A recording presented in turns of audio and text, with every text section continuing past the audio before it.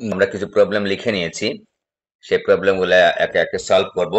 তার আগে আমরা একটু ছোট্ট করে রিভিউ করে নিচ্ছি। প্রয়োজনীয় যে সূত্রগুলো এখানে আমরা স্টাডি করেছি সেগুলো একটু দেখে নিচ্ছি। স্থিতিস্থাপকতা এই টপিকটার উপর আমরা ইম্পর্টেন্ট যে সূত্রগুলো স্টাডি করেছি স্থিতিস্থাপকতা, হ্যাঁ, সেগুলোকে দেখি। এক নম্বর হচ্ছে বিকৃতি। বিকৃতি মানে হচ্ছে পরিবর্তন।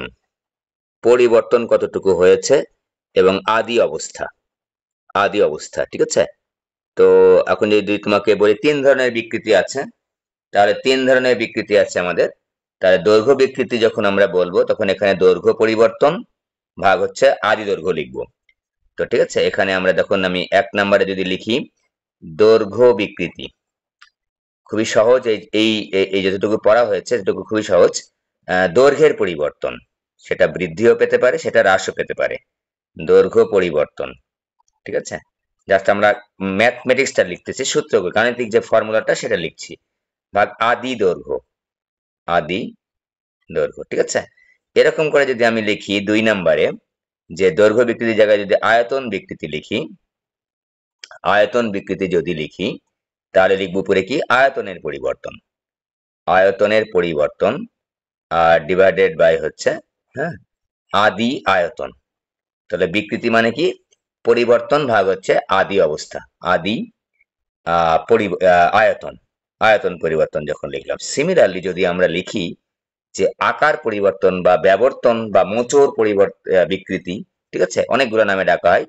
তো ব্যাবর্তন বিকৃতি বা আর একটা লিখলাম হচ্ছে আকার বিকৃতি, দুইটা লিখলাম, অনেকগুলো নামে ডাকা হয় এটাকে। মোচড় বিকৃতি নামে ডাকা হয়, ক্রিন্তন বিকৃতি নামে ডাকা হয়, আকার বিকৃতি, ব্যাবর্তন বিকৃতি বা আকার বিকৃতি, ঠিক আছে। ইজিক্যাল টু কত লিখবো আমরা লিখবো হচ্ছে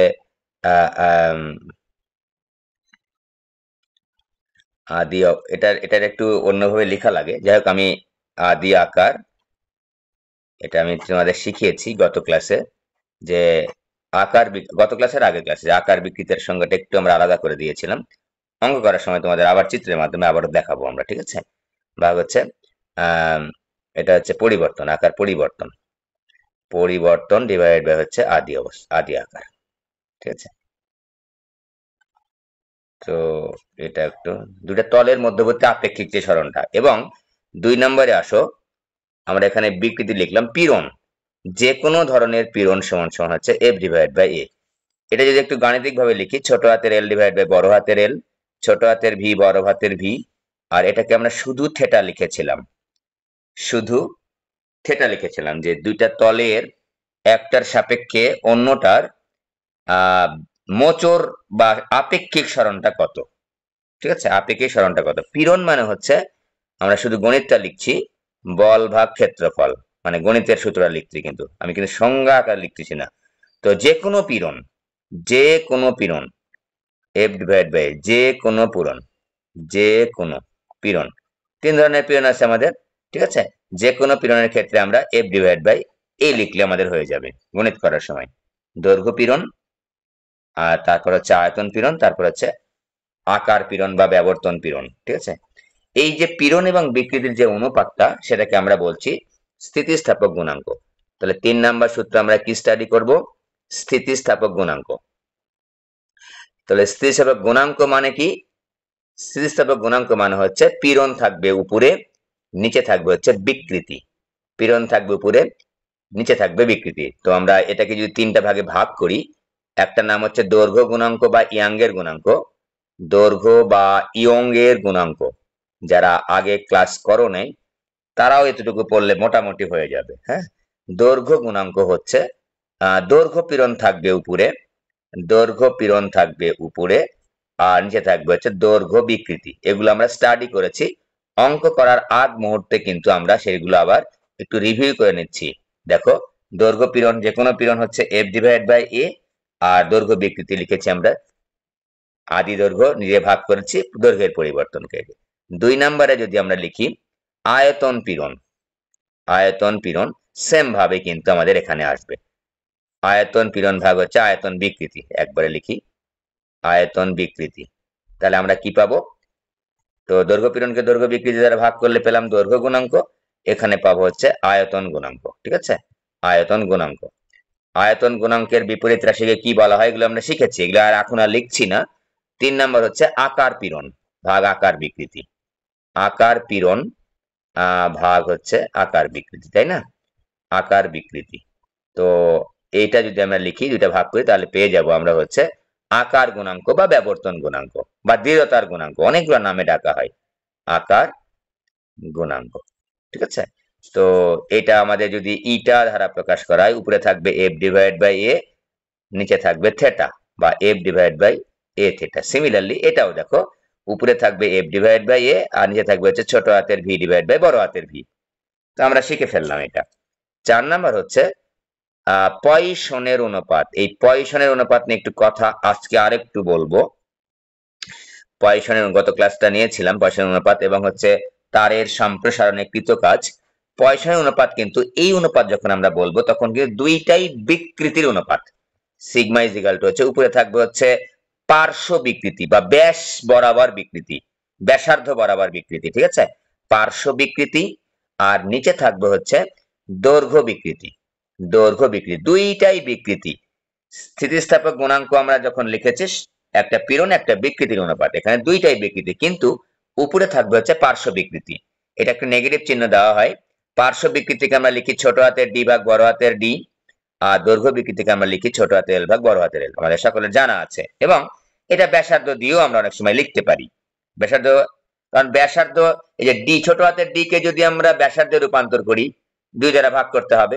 বড় হাতের ডি কে যদি আমরা ব্যাসার্ধে রূপান্তর করি, আবার 2 দ্বারা ভাগ করতে হবে। তো অনুপাত কিন্তু 2 আর 2 কেটে গেলে সেম সেম থাকে। তাহলে আমরা কি পাচ্ছি?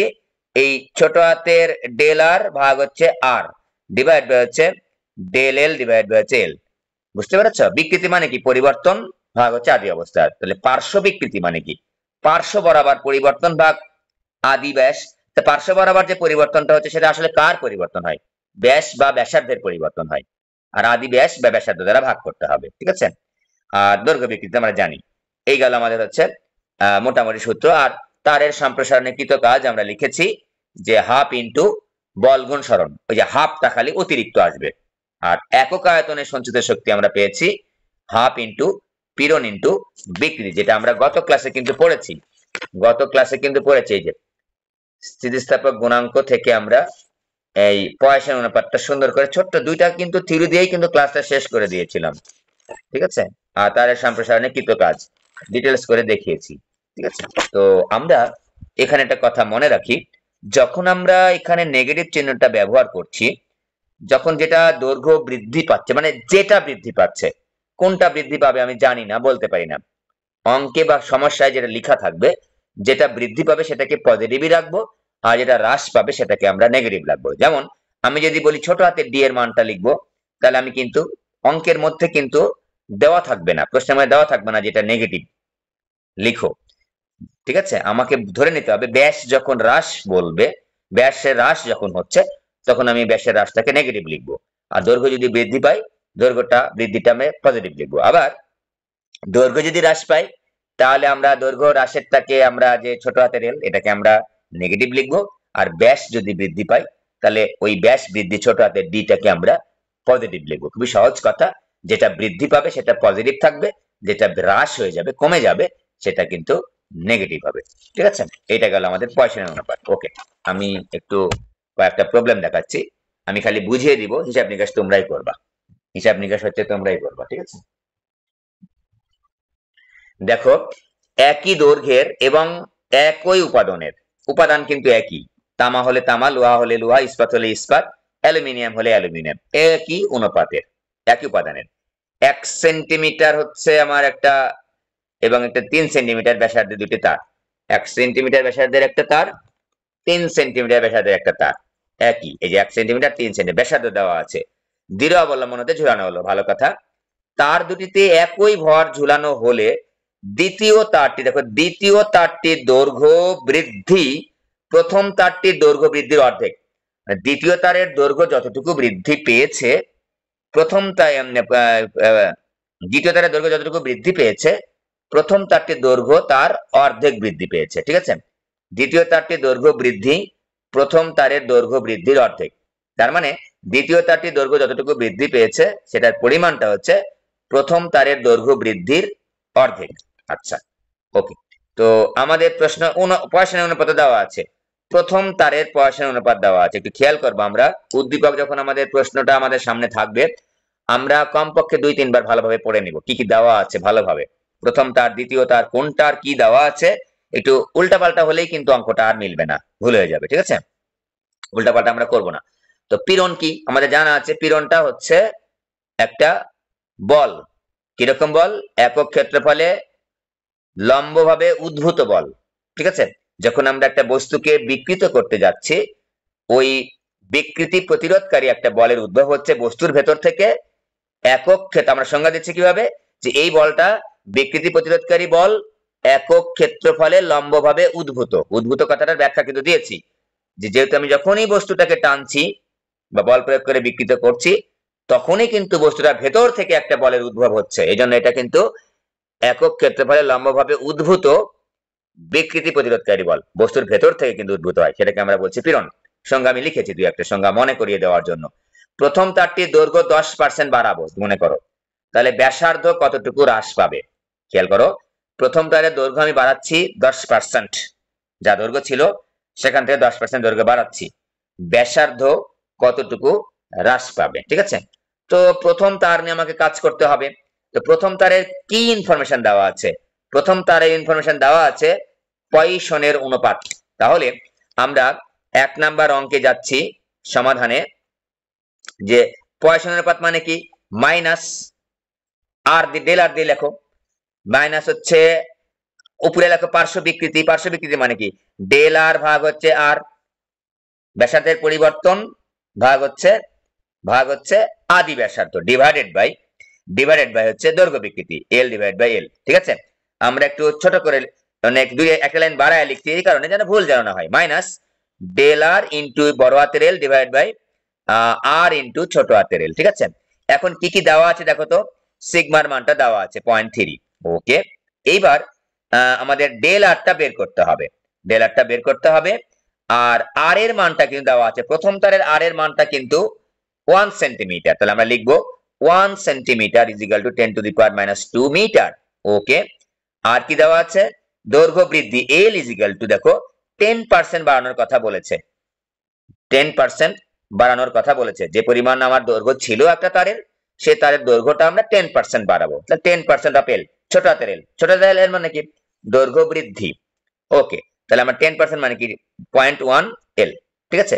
মানগুলা বসিয়ে দিলে আমাদের হয়ে যাবে। আমরা ডেলার যেহেতু বের করতে চাচ্ছি, ডেলারটাকে বাম পাশে নিয়ে নিই, সিগমা গুণ হচ্ছে আর গুণ হচ্ছে এল ডিভাইড বাই হচ্ছে বড় হাতের এল, এখানে একটা মাইনাস চিহ্ন আছে, মাইনাস 0.3 ইন্টু আর এর মান হচ্ছে 10⁻² ইন্টু ছোট হাতের এল এর জায়গায় লিখবো 0.1 এল ডিভাইড বাই হচ্ছে বড় হাতের এল ইজিক্যাল টু, আমরা একটা নেগেটিভ মান পাবো। নেগেটিভ কেন পাবো? কারণ দৈর্ঘ্য বৃদ্ধি পেলে ব্যাসটা হ্রাস পায় বা ব্যাসার্ধটা হ্রাস পায়, ঠিক আছে।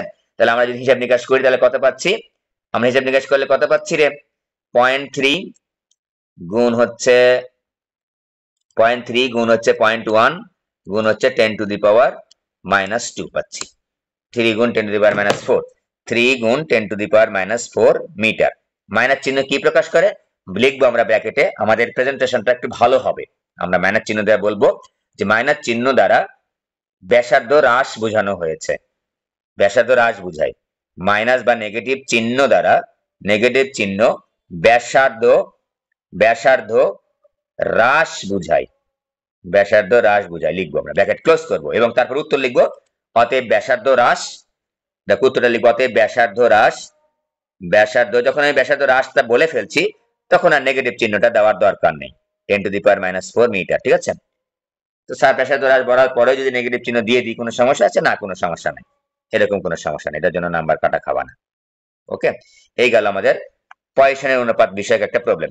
এবার দেখো আমাদের দ্বিতীয় প্রশ্নটা করেছে উদ্দীপকের কোন তারটি ভার বহনের সক্ষমতা বেশি, মানে কোনটি অধিক শক্তিশালী তার বা কোনটির স্থিতিস্থাপকতা বেশি, ভার বহনের, ভর বহনের বা কোনটি শক্তিশালী তার কোনটির স্থিতিস্থাপক গুণাঙ্ক বেশি, কোনটির ইয়াংয়ের গুণাঙ্ক বেশি, কোনটির দৈর্ঘ্য গুণাঙ্ক বেশি, বা কোন তারটি অধিক স্থিতিস্থাপক, যা কিছুই চাক না কেন এই ধরনের প্রশ্ন আমরা ইয়ংয়ের গুণাঙ্ক বা দৈর্ঘ্য গুণাঙ্ক বের করব বা স্থিতিস্থাপক গুণাঙ্ক বের করব। এই প্রশ্নের ক্ষেত্রে কিন্তু আমরা আয়তনের গুণাঙ্ক বের করতে যাব না, যেহেতু দৈর্ঘ্য বৃদ্ধির কথা আছে অঙ্কের মধ্যে। সুতরাং এখানে আমরা কিন্তু দৈর্ঘ্য বৃদ্ধি নিয়ে কাজ করব, দৈর্ঘ্য নিয়ে কাজ করব। সুতরাং এখানে আমরা ইয়ংয়ের গুণাঙ্ক বের করব, এখানে আমরা ইয়ংয়ের গুণাঙ্ক বের করব। ঠিক আছে, এখানে আমরা হচ্ছে ইয়ংয়ের গুণাঙ্ক বের করব। ওকে, তো আমরা প্রথম তারের ইয়ংয়ের গুণাঙ্ক আর দ্বিতীয় তারের ইয়ংয়ের গুণাঙ্কের সঙ্গে তুলনা করলে তো হয়ে যাচ্ছে। যে তারের ইয়ংয়ের গুণাঙ্ক বেশি সেই তার অধিক শক্তিশালী, সেই তার ভার বহনের সক্ষমতা বেশি, সেই তারটা অধিক স্থিতিস্থাপক। ওকে, আমরা যখন অঙ্কতে গেলাম দেখো খেয়াল করে যে ওয়াই অফ কটা তার, এ তার আর বি তার, এ তার ইজিক্যাল টু কি লিখবো, এফ এল ভাগ হচ্ছে এ এল, সূত্র এটা আমাদের ওয়াই। আচ্ছা খেয়াল করে দেখো আমরা এ তারের ক্ষেত্রে লিখেছি এবং বি তারের ক্ষেত্রে লেখো যে এখানে একটু কাজ করি, যেহেতু ভর ঝুলানো হয়েছে সমান পরিমাণ ভর ঝুলানো হয়েছে। ঠিক আছে, তাহলে আমি যদি লিখি M G L divide by হচ্ছে দৈর্ঘ্য কিন্তু দেওয়া নাই, pi r square L, pi r square L one pi লিখে। আচ্ছা ওয়াইটা আগে লিখি। ঠিক আছে, অতএব এবার দেখো ওয়াই এ লিখছি, M G L divide by হচ্ছে pi r one square L one, L A লিখতে পারো যেহেতু এ তার, কোনো সমস্যা নাই। ওকে, এবং এবং ওয়াই বি ইজিক্যাল টু লিখবো আমরা M G L divide by হচ্ছে pi r r B square, লেখো r B square L B. প্রশ্ন ছাড়, এখানে আপনি এম জি এল লিখলেন, এখানেও এম জি এল লিখলেন, এখানে এম জি এল লিখলেন, এম এ জি এ এল এ কেন লিখেন নাই?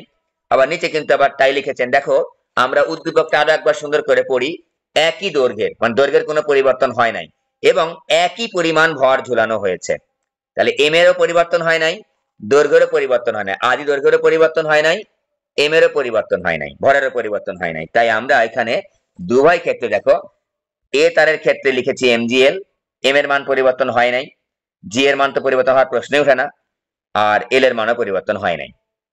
দ্বিতীয় তারের ক্ষেত্রে একই কথা, কিন্তু দেখো ব্যাসার্ধ কিন্তু পরিবর্তন। দেখো প্রথম তারের ব্যাসার্ধ হচ্ছে 1 সেন্টিমিটার, দ্বিতীয় তারের 3 সেন্টিমিটার, তাহলে এটা কিন্তু ভিন্ন করে লিখতে হবে। একটাকে লিখেছি আর এ, একটাকে লিখেছি আর বি। এবার এল এ লিখেছি, যার প্রথম তারের দৈর্ঘ্য বৃদ্ধি আর দ্বিতীয় তারের দৈর্ঘ্য বৃদ্ধি কিন্তু সেম না।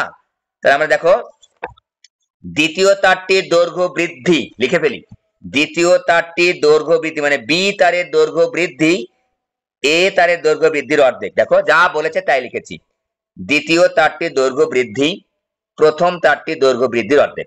ওকে, এই যে দ্বিতীয় তারের দৈর্ঘ্য বৃদ্ধি প্রথম তারের দৈর্ঘ্য বৃদ্ধির অর্ধেক। তো এখান থেকে আমরা যদি একটু এল এর মানটা বের করে নিই তাহলে আমাদের ভগ্নাংশটা থাকে না। এই যে এখন সবগুলা মান যদি বসায় দিই, একটু ভাগ করে নিই, ওয়াই এ ভাগ হচ্ছে ওয়াই বি ইজিক্যাল টু, খেয়াল করে দেখো আমরা ভাগ করলে একবারে ভাগ করলে, আচ্ছা লিখে ফেলি, M G L divide by pi r S square L A divide by M G L divide by হচ্ছে pi r B square L B. দেখো কি পাচ্ছি, এম জি এল কেটে যাচ্ছে, পাই পাই কেটে যাচ্ছে, পাল্টি খেয়ে এটা পুরো উঠে চলে যাচ্ছে, আর B square into L B divide by হচ্ছে আর এ স্কোয়ার ইন্টু হচ্ছে এল এ। তো মানগুলো একটু বসিয়ে দিই, আর বি মানে হচ্ছে আর বি মানে দ্বিতীয় তারের ব্যাসার্ধ, দ্বিতীয় তারের ব্যাসার্ধ 3 centimetre, 3 centimetre is equal to 3 গুণ 10 to the power minus 2 metre, 3 গুণ 10 to the power minus 2 metre, তার উপর একটা স্কোয়ার আছে গুণ এল বির মার জায়গায় আমি এল বি রাখলাম। ঠিক আছে, আর আর এ স্কোয়ার, আর এ এর মানটা দেওয়া আছে একটু খেয়াল করে দেখি, আর এ এর মানটা দেওয়া আছে 1 সেন্টিমিটার বা 10 to the power minus 2 metre. তাহলে আমরা একটু 10 টু দি পাওয়ার মাইনাস 2 লিখলাম, তার উপর স্কোয়ার দিলাম, আর এল এর জায়গায় আমরা 2 LB লিখবো, 2 LB লিখবো। এই যে এল বি আর এল বি কেটে গেল। ঠিক আছে, এল বি আর এল বি কেটে গেল, তাহলে আমরা পাচ্ছি 3 3 9 আর 2 ভাগ করলে 4 হয়, 4.5 হয়। তাহলে ওয়াই এ ভাগ হচ্ছে Y B is equal to 4.5। সুতরাং আমরা লিখতে পারি যে Y A is equal to 4.5 Y B. বুঝতেই পারছি যে ওয়াই এটা ওয়াই বি চাইতে বড়, ওয়াই বি চাইতে বড়। অতএব আমরা কমেন্ট করবো এবার, যেহেতু কমেন্ট করছি, যেহেতু Y is greater than Y B, অতএব এ তারের ভার গ্রহণের বা ভার বহনের সক্ষমতা বেশি, এ তারটি অধিক স্থিতিস্থাপক, এ তারটি অধিক শক্তিশালী। ঠিক আছে, বিভিন্ন ভাবে প্রশ্ন আসতে পারে। তো আমাদের স্থিতিস্থাপকতা বেশি কিনা বা ভার গ্রহণের সক্ষমতা বেশি কিনা, ঠিক আছে, এই সব কিছু চাইলে আমরা কিন্তু বের করবো, স্থিতিস্থাপক গুণাঙ্ক বের করব। যদি আমাদের উপাত্ত অনুসারে বলে ইয়াং এর গুণাঙ্ক বের করা যায়, ইয়াং এর গুণাঙ্ক বের করব। যদি ডাটা অনুসারে দেখা যায় যে আয়তনের গুণাঙ্ক বের করতে হবে, আয়তনের পরিবর্তন দেওয়া আছে, আয়তনের গুণাঙ্ক বের করবো। যদি ডাটা অনুসারে দেখি আমরা যে দৃঢ়তার গুণাঙ্ক বা আকার গুণাঙ্ক বের করা যাবে, তাহলে আমরা আকার গুণাঙ্ক বের করবো। ওকে, আচ্ছা, পরের প্রশ্ন আসছে। এবার খেয়াল করো, এ ও দুই বি দুটি তারের দৈর্ঘ্য সমান। আচ্ছা, ভালো কথা, এ তারের দৈর্ঘ্য আর বি তারের দৈর্ঘ্য সমান। এ তারের ব্যাস হচ্ছে 3 মিলিমিটার এবং ইয়াং এর গুণাঙ্ক দেওয়া আছে এ তারের, বি তারের ব্যাস দেওয়া আছে 2 মিলিমিটার। ভালো কথা, তার দুটিতে পৃথক পৃথক সময়ে, ঠিক আছে, পৃথক পৃথক সময়ে 40 কেজি ভর ঝুলানো হলো। কি হয়েছে? প্রথম তারের দৈর্ঘ্য বৃদ্ধি, প্রথম তারের দৈর্ঘ্য বৃদ্ধিটা দ্বিতীয়টির 3 গুণ হবে। 3 গুণ হয়। ভেরি সিম্পল একটা প্রশ্ন। আমরা একটু সংজ্ঞা আকারে একটা প্রশ্ন লিখেছি। এখন তোমাদের চিন্তা করেছি যে তোমাদের যখন আমরা সৃজনশীল প্রশ্নে পড়াবো, সেখানে আমরা ওই চ্যাপ্টারের উল্লেখযোগ্য পরিমাণ যে ছোট ছোট প্রশ্নগুলো আছে ওগুলো একটু মনে করিয়ে দেওয়ার চেষ্টা করব, তাহলে আমাদের আরো একবার মনে হয়ে যাবে। ঠিক আছে, অসহ পীড়ন কি? প্রথমে আমরা লিখে নিই। প্রথমে আমরা জেনেছি যে অসহ বল কি। তো একটা তার আমি টানছি টানছি টানছি, টানতে টানতে যে বল প্রয়োগ করে তারটা ছিঁড়ে গেল বা ভেঙে গেল, সেই সর্বনিম্ন বলটাকে আমরা বলছি অসহ বল।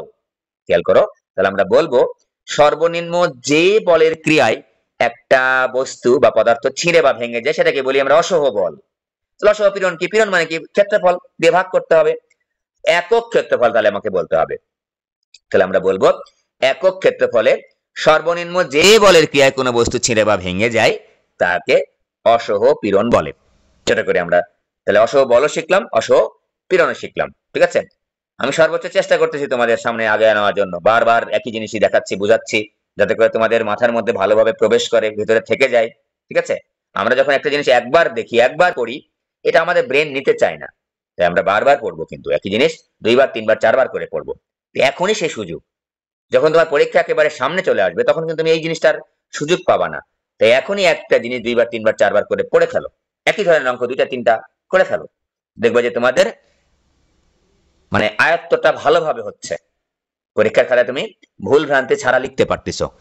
একবার লিখলে, একবার প্র্যাকটিস করে কিন্তু ওই ভুল ভ্রান্তি ছাড়া পরীক্ষার হলে পরীক্ষা দেওয়া যায় না। অলরেডি তোমরা অনেকেই জেনে গেছো যে তোমার জানা জিনিসই অনেক পরীক্ষায় তুমি ভুল করে ফেলেছো, জানাটাই ভুল করে ফেলেছো। ঠিক আছে, ছোটখাটো ভুল হয়ে গেছে।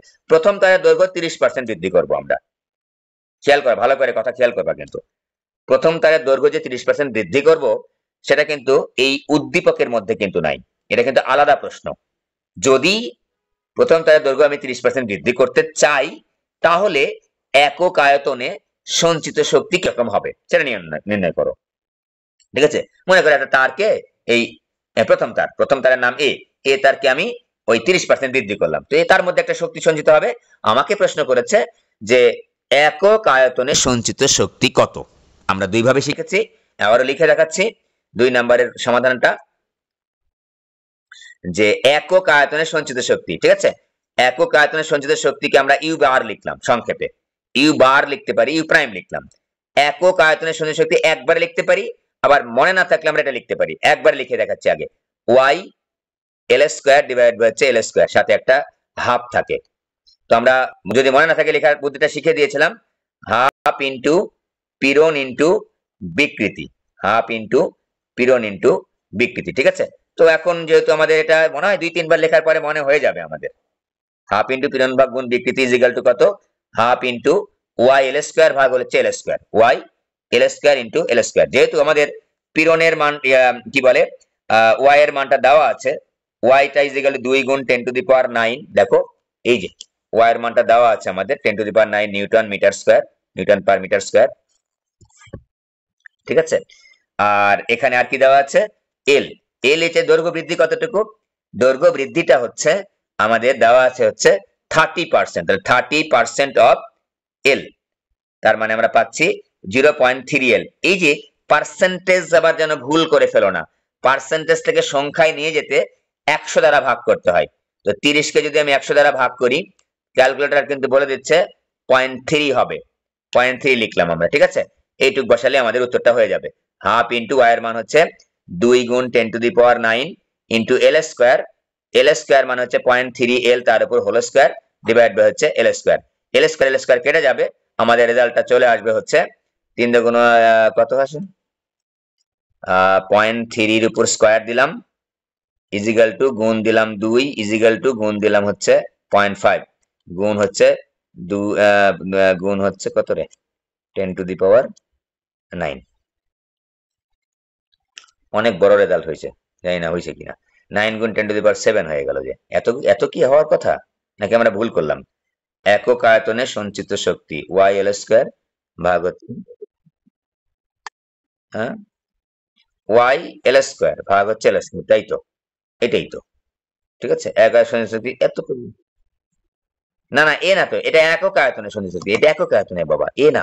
ওটা হচ্ছে তারের সম্প্রসারণে কৃত কাজ ছিল, ওটা ছিল তারের সম্প্রসারণে কৃত কাজ বা শুধু শক্তি, শুধু সঞ্চিত শক্তি। এটা একক আয়তনে সঞ্চিত শক্তি, ঠিক আছে। এই যে দেখো, একক আয়তনে সঞ্চিত শক্তি, এ হবে না এখানে, কিন্তু মাথায় যেন থাকে। যদি বলতো যে তারের সম্প্রসারণে কৃত কাজ বা সঞ্চিত শক্তি বের করো বা বিভব শক্তি বের করো, তখন কিন্তু আমরা ওয়াই এ এল স্কোয়ার ভাগ এল লিখতাম, ঠিক আছে। কিন্তু এটা তো আমার একক আয়তনে সঞ্চিত শক্তি, হাফ ইন্টু পীড়ন ইন্টু বিকৃতি। তো হাফ ইন্টু পীড়ন ইন্টু বিকৃতি, ঠিক আছে। পীড়ন মানে কি ওয়াই এল ভাগ এল, এই যে ওয়াই এল ভাগ এল বা এফ ভাগে ইন্টু এল ভাগ এল। তো এখানে একটা তোমাদের কথা বলে রাখি, এখানে পীড়ন মানে এফ ডিভাইড বাই এ। তো আমাদের এখানে তো এফ দেওয়া নেই, অঙ্কের মধ্যে কি দেওয়া আছে দৈর্ঘ্য বৃদ্ধি, তাই আমরা এফ ডিভাইড বাই এ কে আমরা ওয়াই এল ভাগ এল এ কনভার্ট করে লিখেছি, লিখে আমরা এই সমীকরণটা পেয়েছিলাম, মনে থাকার কথা, ঠিক আছে। হাফ ইন্টু পীড়ন ইন্টু বিকৃতি ওয়াই এল স্কোয়ার ভাগ হচ্ছে এল স্কোয়ার। ওকে, এটা গেল। এখন রেজাল্ট কত হলো হিসাব নিকাশ করলে আমরা পেয়ে যাব। হিসাব করো, কোন তারটি অধিক স্থিতিস্থাপক? এটা আর করাচ্ছি না, সেম অ্যাজ আগেরটার মতো, ঢাকা 24, ঠিক আছে, 24-এর মতো একেবারে। কোন তারটি অধিক স্থিতিস্থাপক? দেখো এখানে আমার দৈর্ঘ্য বৃদ্ধি পরিমাণ ছিল যে হচ্ছে একটা দৈর্ঘ্য বৃদ্ধি অন্যটার অর্ধেক, এখানে অন্য দেওয়া আছে একটা দৈর্ঘ্য বৃদ্ধি ওই দ্বিতীয়টার 3 গুণ, সব সেম সেম দেওয়া আছে, ব্যাস দেওয়া আছে সব। এই এ তারের ব্যাস দেওয়া আছে, বি তারের ব্যাস দেওয়া আছে, এ তারের ইয়াঙ্গের গুণাঙ্ক দেওয়া আছে, বি তারের ইয়াঙ্গের গুণাঙ্ক বের করলে হয়ে যাবে, বি তারের ইয়াঙ্গের গুণাঙ্ক বের করলে হয়ে যাবে, বি তারের ইয়াঙ্গের গুণাঙ্ক বের করলেই আমাদের হয়ে যাবে। তারপর আমরা কম্পেয়ার করবো, এভাবে করলেই হয়। হ্যাঁ, এই যে যখনই কম্পেয়ার করতে বলবে এভাবে লিখবা, এই যে ওয়াই এ ওয়াই বি লিখেলে আমাদের হয়ে যাবে। ওকে, তাহলে এটা গেল, এটা করাচ্ছি না, কিন্তু নিজে করে ফেলবা। এবার দেখো এইটা একটু আলাদা টাইপের অঙ্ক, এইটা একটু দেখো আলাদা টাইপের অঙ্ক। মানে আমাদের ম্যাক্সিমাম পরীক্ষাগুলোতে ইয়াঙ্গের গুণাঙ্ক দিয়েই আসে বা দৈর্ঘ্য গুণাঙ্ক দিয়ে আসে, এখানে একটু দেখো ওই আকার গুণাঙ্ক দিয়ে আসছে বা দৃঢ়তার গুণাঙ্ক দিয়ে আসছে। এই জন্য এটা একটু লিখেছি রাজশাহী 24, রাজশাহী 24, ঠিক আছে। আচ্ছা, তোমাদের একটু বলে রাখি, আমরা 23, 24 আর 19 সাল কভার করব, 23, 24 আর 2019 সাল। কারণ 2019 সালে কিন্তু পুরা ফুল সিলেবাসে পরীক্ষা হয়েছে, 19-এর পর থেকে আর ফুল সিলেবাসে পরীক্ষা হয় নাই। তাই 23, 24 করলে কিন্তু আমরা ওই যে চ্যাপ্টার গুলার হচ্ছে 19, 20 বা 21, 22-এ যে পরীক্ষাগুলো হয় নাই 22, 23, 24-এ, সেগুলো কিন্তু আমরা প্রশ্ন পাবো না তোমাদের মডেল টেস্টে বা কোথাও পাবো না কিন্তু। তাই আমরা 19 সালটা কিন্তু কভার করব, 19, 23, 24 বা 22, 23, 24, 19, 23, 24 কভার করলে মোটামুটি হয়ে যাবে, 19, 23, 24। ওকে, 10 সেন্টিমিটার বাহু বিশিষ্ট একটি ইস্পাতের তৈরি ঘনকের উপরের তলে আকার পীড়ন সৃষ্টিকারী দুইটা তল, কি দেখো ঘনক আকৃতির একটা, মনে করো ইস্পাতের তৈরি ঘনক আকৃতির একটা দুটো তল। এই যে ঘনকটা আমি দাগায় দেখাচ্ছি তোমাদের, এই যে এই যে ঘনকটা দেখাচ্ছি, সকল ক্ষেত্রে হচ্ছে দৈর্ঘ্য কিন্তু একই, এইটার দৈর্ঘ্য এইটার দৈর্ঘ্য এটার দৈর্ঘ্য এটার দৈর্ঘ্য একই, জানা আছে আমাদের যে ঘনকের প্রত্যেকটা বাহুর দৈর্ঘ্য হচ্ছে সেম সেম, ঠিক আছে। ওকে, তো আমরা আকার পীড়ন সৃষ্টিকারী বল প্রয়োগ করেছি, স্পর্শ বল, যেটাকে আমরা বলেছি স্পর্শকীয় বল। তো বিপরীত তলে, তো মনে করো এই তলটা এবি, তো এই তলের বিপরীত তলে আমি স্পর্শকীয় বল প্রয়োগ করেছি। স্পর্শকীয় বল প্রয়োগ করে তার স্মরণ হয়েছে, খেয়াল করবে, এটা ভালো করে একটু খেয়াল করো, এটা একটু এক্সেপশনাল। 2.95 মিলিমিটার স্মরণ করেছে এই তলে। তো মনে করো এই তলের নাম দিলাম সি, এখানে মনে করো চলে আসলো সি প্রাইম হয়ে গেছে, আর এখানে মনে করো ছিল ডি, এখন হয়ে গেছে মনে করো ডি প্রাইম, ঠিক আছে, ডি প্রাইম হয়ে গেছে। তার মানে তার স্মরণ কতটুকু হয়েছে ওই তলে, এই যে এই পরিমাণ স্মরণ হয়েছে। বলতো এই আকার পীড়ন সৃষ্টিকারী স্পর্শকীয় বল প্রয়োগের ফলে এই যে ঘনক ছিল, এই পাশের ঘনকের এই তল কিন্তু চেঞ্জ হয় না, বিপরীত তলে একটা সরণ ঘটেছে। সেই সরণটা কতটুকু বলতে পারি? সরণটা হবে হচ্ছে সি সি প্রাইম বা ডি ডি প্রাইম। এটা কি মাথায় আসছে, ধরতে পেরেছ? আগে ছিল সি, এখন সি প্রাইমে চলে গেছে এই পাশের প্রান্তটা। সিমিলারলি এই পাশে ডি প্রান্তটা ছিল এই তলে, সিডি তলে, ডি প্রান্তটা এখন এদিকে হেলে এই পাশে বেঁকে চলে গেছে, আকার পরিবর্তন হয়ে ডি প্রাইম হয়ে গেছে। তার মানে এখন আমাদের সরণ কতটুকু হয়েছে? সি সি প্রাইম বা ডি ডি প্রাইম, একই কথা। এদিকে যে পরিমাণ আগায় আসছে, এই পাশে সেই পরিমাণ আগায় আসছে। ধরে নিলাম এটার মান হচ্ছে থেটা, এটার পরিমাণ হচ্ছে থেটা। তো থেটার মানই তো হচ্ছে আমাদের, তাই না? তো এখন দেখো তো, এখন আমাদের একটু খেয়াল করে দেখতে হবে, থেটার মান বের করতে পারলেই কিন্তু আমাদের আকার পীড়ন, আকার বিকৃতি বের করতে পারবো। এখান থেকে কিন্তু আকার বিকৃতি চাইতে পারতো, চাই নাই। এখন খেয়াল করো যে অ্যালুমিনিয়াম ঘনকের উপর প্রযুক্ত বলের পরিমাণ বের করো। এই যে অপরদিকে 3 সেন্টিমিটার বাহু বিশিষ্ট একটি অ্যালুমিনিয়াম ঘনক, অ্যালুমিনিয়াম ঘনকের কথা পরে বলেছে। এই যে অ্যালুমিনিয়াম ঘনক, বিপরীত তলে সমান এবং বিপরীত স্পর্শকীয় বল প্রয়োগে সেম ভাবে। এখানে খেয়াল করো 0.01 ডিগ্রি হচ্ছে কৌণিক সরণ হয়েছে। তার মানে এখানে থেটার মানটা দেওয়া আছে, সরাসরি দেওয়া আছে, থেটার মানটা দেওয়া আছে। তো প্রথমটাতে থেটার মানটা দেওয়া নাই, সরণটা দেওয়া আছে। দ্বিতীয়টাতে থেটার মান সরাসরি দেওয়া আছে। থেটার মানটা কত? 0.01 ডিগ্রি, 0.01 ডিগ্রি। মনে রাখবো আমরা যে এখানে কি দেওয়া আছে, অ্যালুমিনিয়াম ঘনকের আকার গুণাঙ্ক দেওয়া আছে। তা আমরা 3 নম্বর প্রশ্নটা করে ফেলি। 3 নম্বর প্রশ্নটা আগে করে ফেলি যে অ্যালুমিনিয়াম ঘনকের উপর প্রযুক্ত পরিমাণ, বলের পরিমাণ। তো আমাদের সকলের জানা আছে যে আকার বিকৃতি ইজ ইকুয়াল টু, উপরে থাকবে এফ ডিভাইড বাই এ, নিচে থাকবে যে থেটা। তো eta is equal to F divide by A theta. আমাদের বের করতে বলেছে এফ, তাহলে F is equal to eta A into theta. দেখো এ কিন্তু আমরা বের করতে পারবো, কেন? তো আমাদের তো এ বের করার তো সহজই আছে, এ আমাদের, ঠিক আছে, 10 সেন্টিমিটার বাহু বিশিষ্ট, ঠিক আছে। তো এ আই ঘনকের উপর প্রযুক্ত বলের পরিমাণটা বের করতে বলেছে। আচ্ছা, সরণটা কত? 3 সেন্টিমিটার বাহু বিশিষ্ট এ আর ঘনকের বিপরীত তলের সমান এবং বিপরীত স্পর্শকীয় বল প্রয়োগে কৌণিক সরণ হচ্ছে 0.01 ডিগ্রি, 0.01 ডিগ্রি, ঠিক আছে। এখন থেটার পরিমাণটা কিন্তু এই প্রশ্নের মধ্যে, থেটার পরিমাণটা কিন্তু দেওয়া যাবে না ডিগ্রিতে। আমরা বারবার বলেছি কোন একটা জায়গায় যদি শুধু থেটা থাকে, ডিগ্রি থাকে, tan theta, sine theta, cos theta যদি না থাকে, তাহলে আমরা ওই ডিগ্রিটাকে রেডিয়ানে প্রকাশ করে নেব। রেডিয়ানে প্রকাশ করার নিয়ম কি? 0.01 গুণ হচ্ছে pi divide by 180, pi divide by 180 radian. তাহলে আমরা এখান থেকে হচ্ছে 0.01 গুণ 3.1416 ডিভাইড বাই 180 দিয়ে আমরা বের করে নিলাম, ঠিক আছে। তো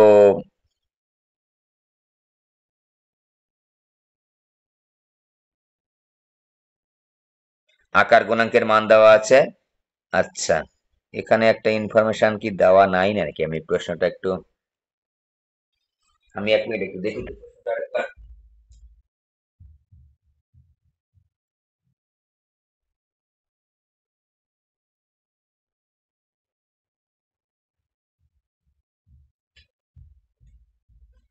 আমাদের এখান থেকে হচ্ছে আকার যে কি বলে, ওই তারের ক্ষেত্রফলটা একটু বের করে নিতে হবে। তারের ক্ষেত্রফলটা একটু বের করে নিতে হবে, তাই না? তারের ক্ষেত্রফল বের করার জন্য আমাদের কি দেওয়া আছে? এটা তারের ক্ষেত্রফল ও ঘনক দেওয়া হয়েছে, হ্যাঁ। তলের কথা, ঘনকের তলের ক্ষেত্রফল আমার দেওয়া আছে। তো ঘনকের তো এখানে ঘনত্ব, তাহলে আমাদের এ ইজ ইকুয়াল টু, এখানে ঘনক ভাবে তাহলে আমাদের দেওয়া আছে, তাহলে ঘনকের ক্ষেত্রফল হচ্ছে ওই বাহু গুণ বাহু, তাই বাহু গুণ বাহু না, তলের ক্ষেত্রফল হচ্ছে বাহু গুণ বাহু। তার মানে হচ্ছে এটাকে যদি আমরা এ ধরি, না না না, একটা তলের বস্তুর ক্ষেত্রফল লাগবে কেন? বস্তুর ক্ষেত্রফল না, শুধুমাত্র একটা তলের ক্ষেত্রফল লাগবে। একটা তলের সাপেক্ষে আর একটা তলের কিন্তু সরণ ঘটতেছে, ঠিক আছে। একটা তলের ক্ষেত্রফল লাগবে, ঠিক আছে। তাহলে এ স্কয়ার, এখানে আমাদের 0.03, 0.03 ইন্টু 0.03 হবে, বা 3 গুণ 10⁻³ 3 সেন্টিমিটার স্কয়ার, বা 3 গুণ 10⁻⁴ মিটার স্কয়ার। মান বসালে হয়ে যাবে। ইটার মানটা দেওয়া আছে, আকার গুণাঙ্কের মানটা দেওয়া আছে। আবার বলে নিচ্ছে থেটার মানটা বের করার জন্য আমাদের থেটার কিন্তু অবশ্যই ডিগ্রি থেকে রাখা যাবে না, আমাদের রেডিয়ানে করে নিতে হবে, ঠিক আছে।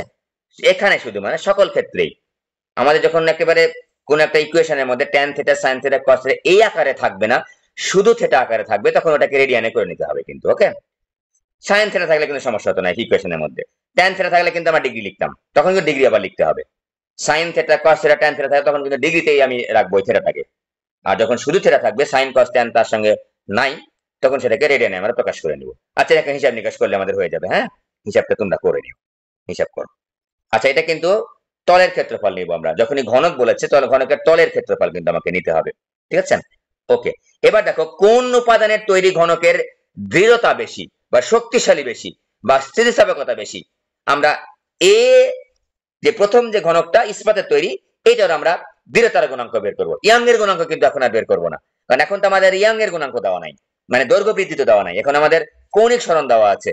স্পর্শকীয় বল প্রয়োগের মাধ্যমে কৌণিক সরণ দেওয়া আছে, তাহলে কৌণিক সরণের বিষয়টা আমরা দেখবো এখন। দৃঢ়তার গুণাঙ্ক আমরা বের করবো। তো দ্বিতীয় দেখো ঘনকের ক্ষেত্রে কিন্তু আর ডিগ্রিটা দেওয়া নেই, কি দেওয়া আছে? দ্বিতীয় ঘনকের ক্ষেত্রে হচ্ছে ডিগ্রিটা দেওয়া নেই, দেওয়া আছে হচ্ছে সরণটা দেওয়া আছে, যে কতটুকু সরণ হয়েছে আমি দেখাচ্ছি। যদি একটু এভাবে লিখি, এই যে এই সরণটা দেওয়া আছে, ঠিক আছে। এই সরণটা দেওয়া, যেটা প্রথমে লিখে নিয়েছিলাম, আবারও দেখাচ্ছি। এই যে এইটা থিটা, এটা হচ্ছে C prime C A B, আর এটা ডি ছিল, ডি প্রাইম হয়ে গেছে। তার মানে আমাদের সরণটা হয়েছে এই তলের সাপেক্ষে এই তলের সরণ কত হয়েছে? সরণটা হয়েছে সি সি প্রাইম বা ডি ডি প্রাইম। আমরা একটা চিন্তা করলাম। আর এইটুকা দৈর্ঘ্য কত? এইটুকা দৈর্ঘ্য ধরে নিলাম হচ্ছে এ এ, সবগুলাই কিন্তু এ, প্রত্যেকটা তলের দৈর্ঘ্যই কিন্তু বাহুর দৈর্ঘ্য কিন্তু এ। তাহলে আমাকে কিন্তু একক দৈর্ঘ্যে কিন্তু একক পরস্পর একক দূরত্বে দুইটা তলের আপেক্ষিক সরণকে কিন্তু বলেছিলাম হচ্ছে আকার বিকৃতি। কারণ যখনই আমরা বিকৃতি বের করব, নিচে কিন্তু থাকবে একক মাত্রায়। তাহলে এই দুইটা তলের মধ্যবর্তী দূরত্ব কত হতে হবে? একক একক। তাহলে আমরা দেখো তো এই টোটাল দূরত্ব কত, এখন এই টোটাল সরণ কত? CC prime. তাহলে আমরা কি লিখতে পারি না, tan theta is equal to, খেয়াল করো, tan theta is equal to লম্ব ভাগ ভূমি, এদেরকে থিটা দিয়ে চিন্তা করি। হ্যাঁ, C C prime divide by হচ্ছে ভূমি মানে কি এসি। তো আমরা লিখতে পারি, এখানে দেখো তো আমাদের লেখা আছে যে স্পর্শকীয় বল প্রয়োগের সরণ হচ্ছে 2.95 মিলিমিটার সরণ করেছে একটা তলের সাপেক্ষে আরেকটা তলের, 2.95 মিলিমিটার 10⁻³ আর এসি মানে হচ্ছে মিটার বাহু পৃষ্ঠ, ঠিক আছে। 10 সেন্টিমিটার 10 গুণ 10⁻³